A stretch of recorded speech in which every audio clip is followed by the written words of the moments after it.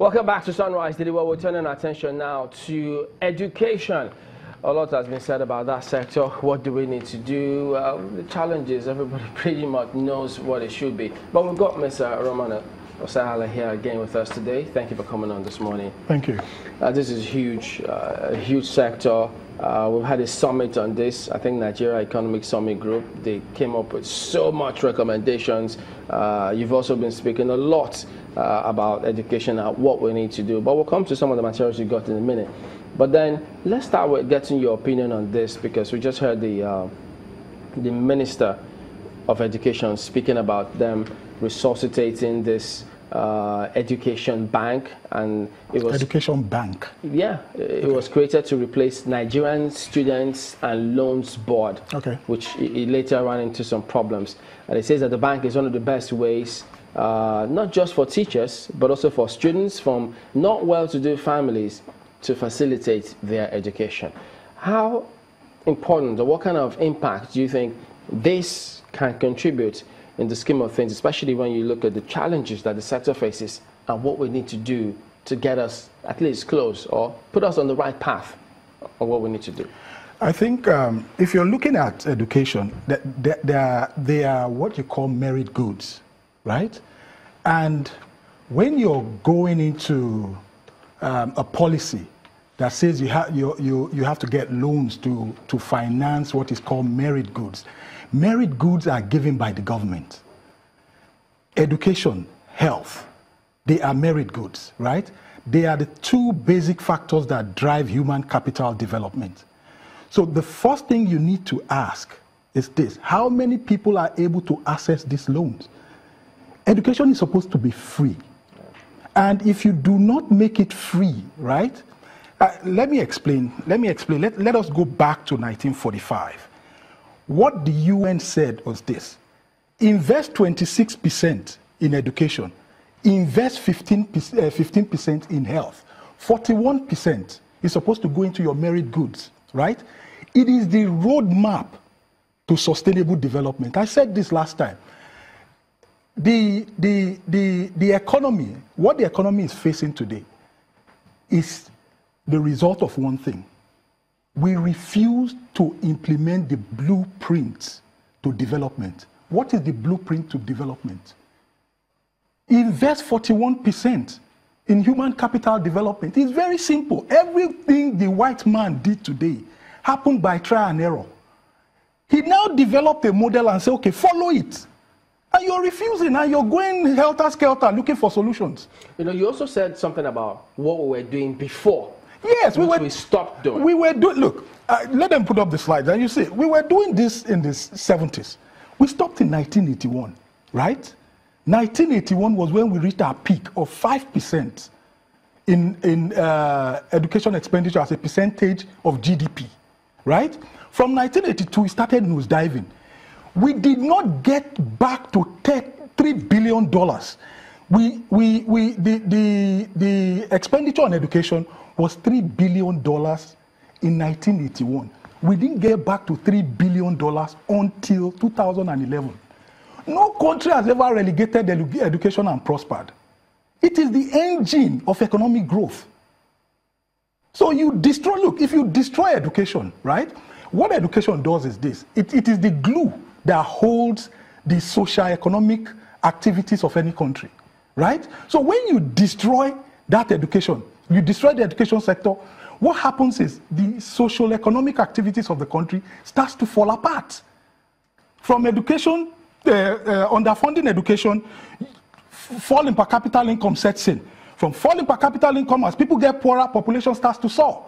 As population starts to soar, poverty sets in. As poverty sets in, it leads to crime. From crime, you're going to social unrest. From crime, you're going to regional instability, and eventually leads to economic loss for the country. What I'm trying to get something here.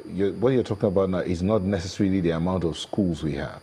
Look, because it looks like between that time and now we've had more schools established. But it looks as if the when you are saying more schools, private or public, I tell people this: if you want to know where we have failed, I'm not going to say, look, it is not the failure of this administration. It is not the failure of the last administration. It's a systematic failure that has been happening since 1982. The truth is, the blueprint of development is right in front of us. Invest in human capital development. That is the engine of world growth. All the Asian countries that we are ahead of today, right? They didn't do it in the 60s. They were not doing it in the 70s. We were doing it. And that was why we were ahead of them in per capita income.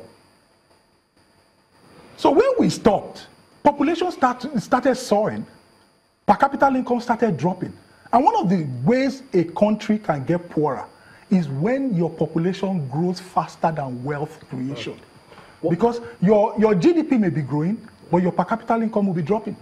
So what examples were you going to give or explanations about the private and the public? Because some say when that funding dwindled, you now had a plethora of public schools, and some of them say, well, they're of good quality. Did they make any impact? What do you mean they didn't make an impact? In terms of when you had the public and the private. Yes. And then if the funding stopped for the public and people now turned to the private schools that were coming up. The private is only covering up where we've all failed. Do you understand? And public education, right? It's what binds a country together. It's what promotes social inclusion. I'll give you an example, right? I have a friend. He said, look, my biggest problem is that my kids don't have poor friends.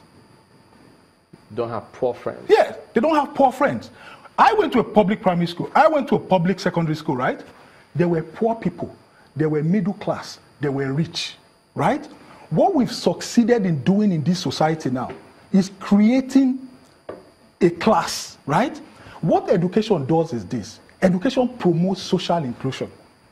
If I put a poor guy, a poor student, a poor child, right, next to a middle-class child in the school, right, there's that incentive that I want to work hard. I want to be like this guy. Do you understand?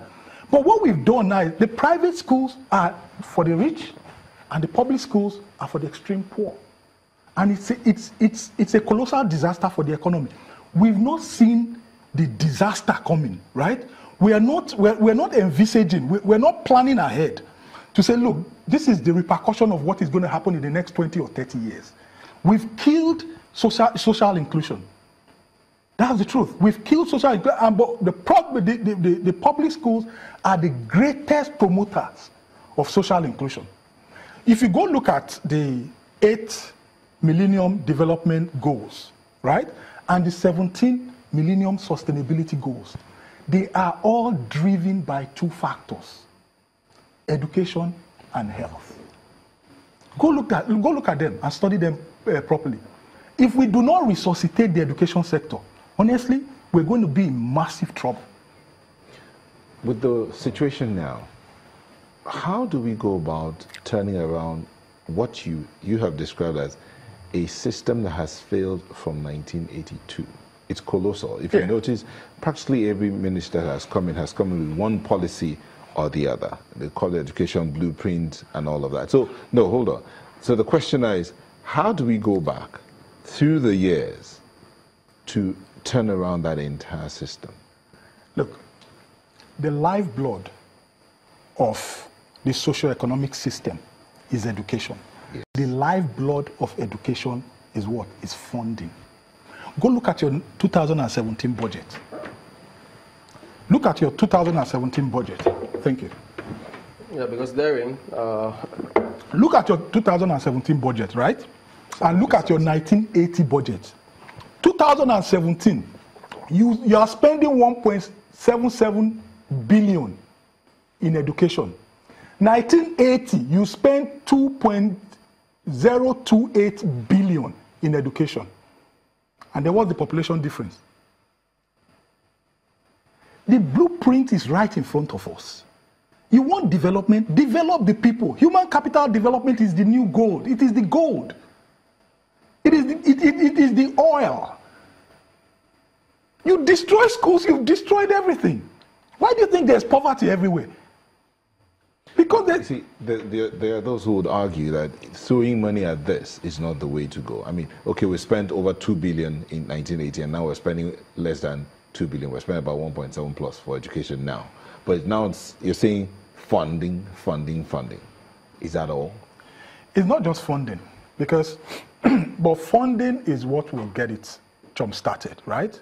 You can't underfund education and expect good returns. I tell you, look, no nation grows beyond its investment in education. Go and research it. We've mapped out over 100 countries so far. No nation. The nations that promote and have the most educated people in the world, they're into innovations, they're into productivity, they're into manufacturing, right? Go and look at their expenditure in education.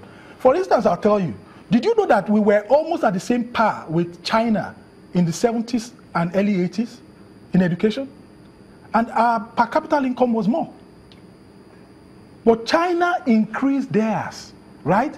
Knowing that as they opened their market to a free market economy, right? Their country to a free market economy, they need to train the people and give them the right skills so that as FDI comes in, right, they can manufacture. And these are part of the things FDIs look at, foreign direct investment. Are these people spending on education? Are they providing the right skills for me to bring in my company and I'll have the right people and the right skills for them to run it?